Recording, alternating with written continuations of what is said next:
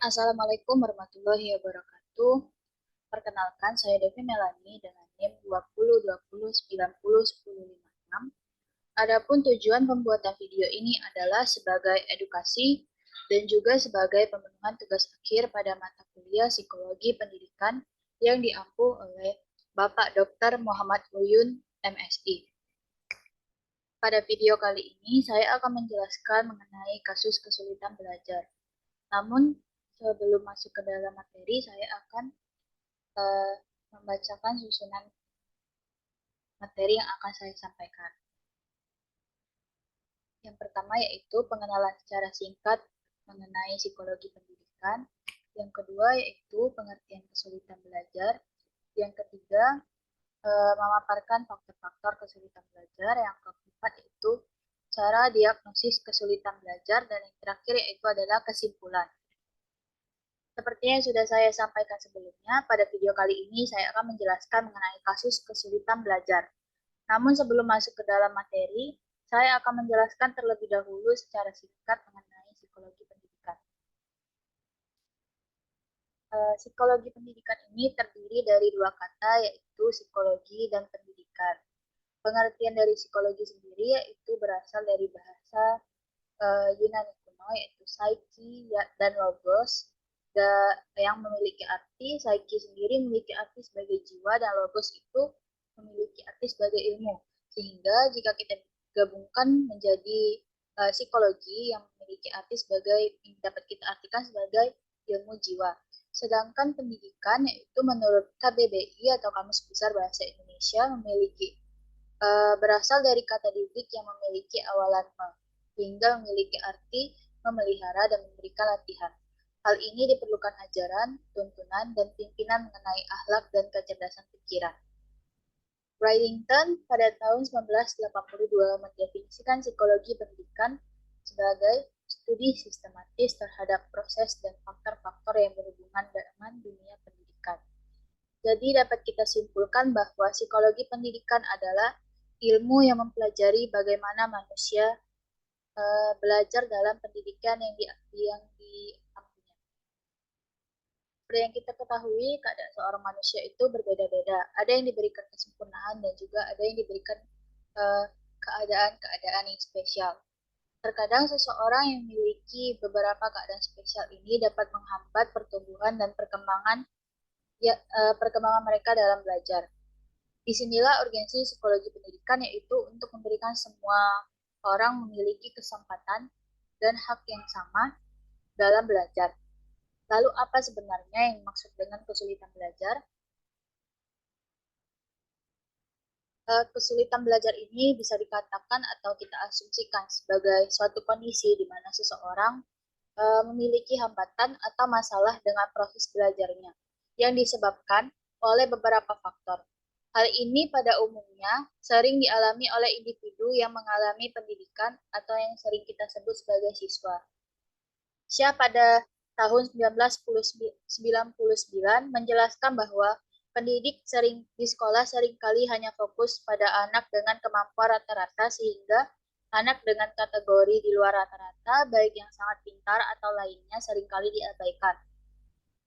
Hal inilah yang menimbulkan kesulitan belajar atau learning difficulty karena adanya ketimpangan di mana tidak semua orang mendapatkan kesempatan yang memadai untuk berkembang sesuai dengan kapasitasnya. Namun di luar hal itu, anak-anak dengan kemampuan rata-rata juga dapat mengalami kesulitan belajar yang disebabkan oleh beberapa faktor tertentu.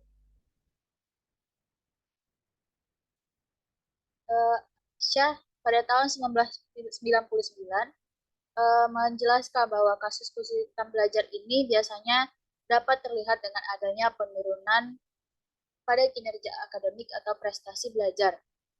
Adanya kelainan perilaku seperti atau yang kita sebut sebagai misbehavior seperti berteriak dalam kelas, mengusik teman, berkelahi, sering tidak masuk sekolah dan sering bolos. Syah juga memaparkan ada dua faktor utama dari kesulitan belajar, yaitu faktor internal siswa dan juga faktor eksternal siswa.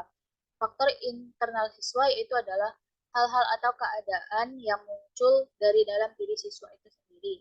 Sedangkan faktor eksternal siswa itu hal-hal atau keadaan yang datang dari luar siswa. Adapun faktor internal siswa itu meliputi gangguan atau kemampuan psikofisik siswa. Kesulitan belajar yang bersifat internal berkaitan dengan kelainan sentral pada fungsi otak. Ketika seseorang anak belajar, memerlukan kemampuan dalam persepsi, baik pendengaran, penglihatan, faktual, dan kinestetik, kemampuan mengingat, proses kognitif, dan perhatian attention. Baiklah, langsung saja saya akan menjelaskan pada faktor yang pertama, yaitu persepsi. Persepsi ini diperlukan dalam belajar untuk menganalisis informasi yang diterima. Misalnya itu seorang anak diperlihatkan bentuk H dan N, atau angka 6 dan 9. Anak yang memiliki persepsi penglihatan yang baik akan dapat membedakannya, sedangkan anak yang mengalami gangguan persepsi akan sulit untuk menemukan karakter yang membedakan dua bentuk tersebut. Yang kedua yaitu adalah mengingat atau memori. Mengingat atau memori ini adalah kemampuan untuk menyimpan informasi dan pengalaman yang pernah dipelajari pada masa lalu dan dapat dimunculkan kembali jika diperlukan. Kemampuan mengingat ini mempunyai dua tingkatan, yaitu ingatan jangka pendek atau short term memory dan ingatan jangka panjang yaitu long term memory. Selanjutnya itu adalah proses kognitif atau cognitive process. Ketika seseorang anak belajar, misalnya belajar konsep bilangan, maka diperlukan kemampuan untuk menghubungkan pengertian antara lambang simbol bilangan dengan kuantitas objek. Misalnya 5 rumah mempunyai hubungan dengan simbol bilangan 5. 2 buah mempunyai hubungan dengan simbol 2.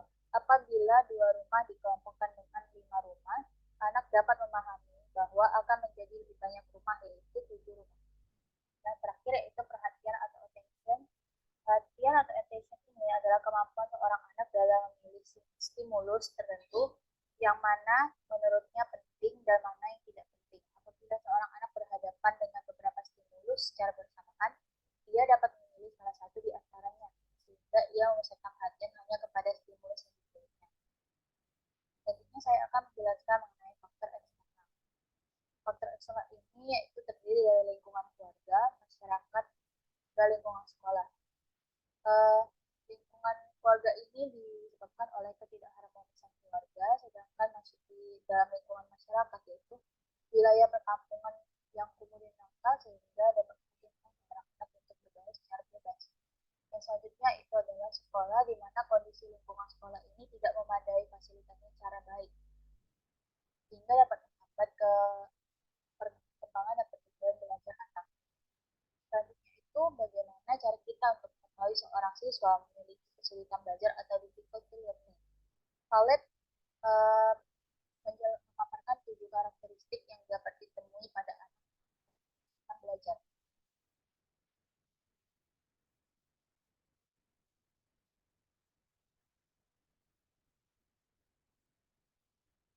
Yaitu yang pertama adalah kegagalan berulang dalam akademik. Mempunyai sejarah kegagalan akademik berulang kali, pola kegagalan dalam mencapai prestasi belajar,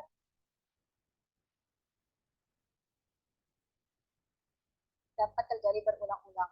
Tampaknya memantapkan harapan untuk gagal sehingga melemahkan usaha. Yang kedua yaitu hambatan fisik atau tubuh maupun lingkungan berinteraksi dengan kesulitan belajar, yaitu adanya kelainan fisik, misalnya penglihatan yang kurang jelas, berkembang menjadi kesulitan belajar yang jauh di luar jangkauan kesulitan fisik asal mulanya.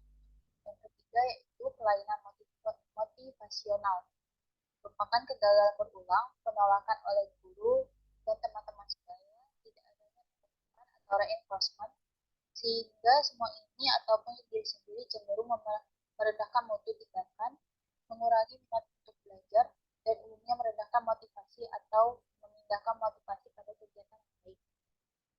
Yang keempat yaitu kecemasan yang samar-samar. Mirip kecemasan yang mengambang, kegagalan yang berulang kali yang mengembangkan harapan akan gagal pada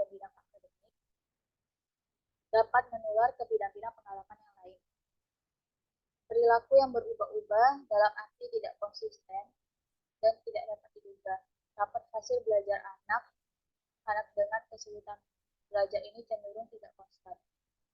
Tidak jarang perbedaan angka-angkanya dengan anak-anak lain. Memiliki kemampuan rata-rata itu sangat mencolok.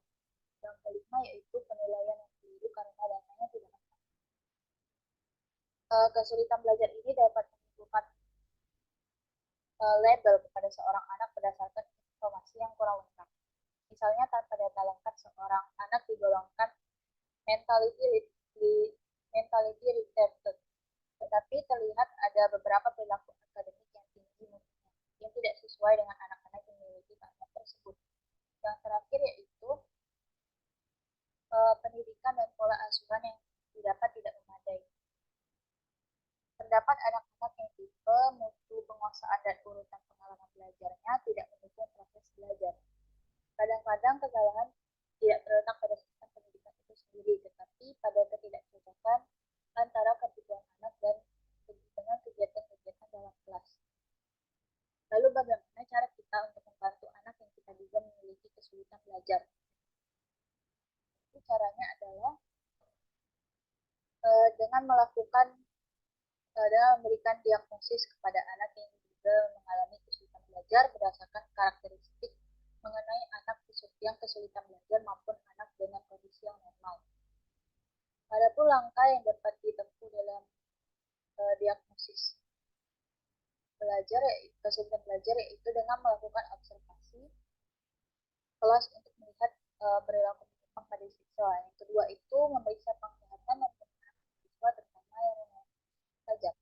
Yang ketiga itu melakukan wawancara kepada orang tua untuk mengetahui hal apa yang memungkinkan menimbulkan kesulitan belajar bagi siswa. Yang keempat yaitu memberikan tes diagnosis untuk mengetahui hakikat kesulitan belajar. Yang terakhir yaitu memberikan tes IQ.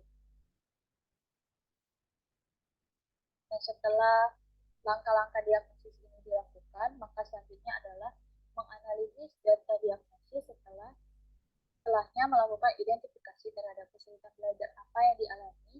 Terakhir yaitu menyusun program perbaikan yang akan diterapkan kepada siswa yang mengalami kesulitan belajar. Baiklah, berakhir sudah materi yang saya sampaikan di sesi praktik yaitu psikologi pendidikan. Peran yang besar untuk perkembangan siswa-siswa yang memiliki masalah akademik seperti kesulitan belajar. Psikologi pendidikan memberikan kesempatan bagi siapapun untuk mendapatkan hal yang sama. Baiklah, mungkin itu saja yang dapat saya sampaikan mengenai kesulitan belajar bagi siswa. Apabila ada salah kata, saya